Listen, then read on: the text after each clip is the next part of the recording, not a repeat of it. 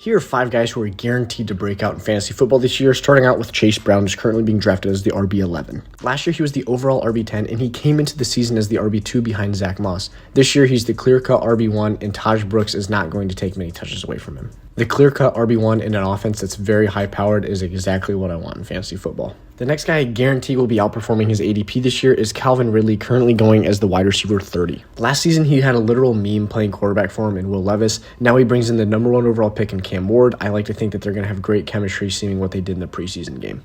Not even mentioning the fact that Calvin Ridley finishes the overall wide receiver 29 last year with the crummy quarterback play. With an upgrade coming in with Cam Ward and with no target competition, I think he's locked in for a top 20 wide receiver finish.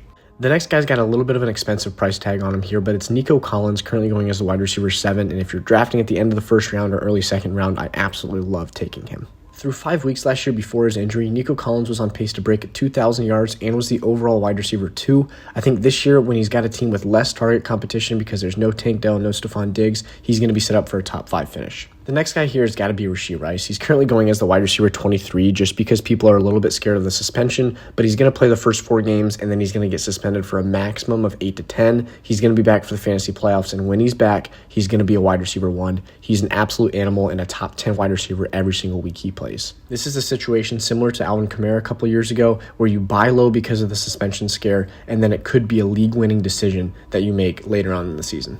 And last but not least, but to throw in somebody from the quarterback position, it's got to be Caleb Williams, currently going as the quarterback 12 off the board. Williams is one of my favorite quarterbacks to take if I'm waiting on a quarterback, which I love to do this year. He's in an offense that's led by Ben Johnson, who led Jared Goff to a QB6 finish overall last year with relatively no rushing upside. Pairing that together with Caleb Williams' rushing upside, I think he's locked in for a top 10 finish, if not top 5. Like and follow for more.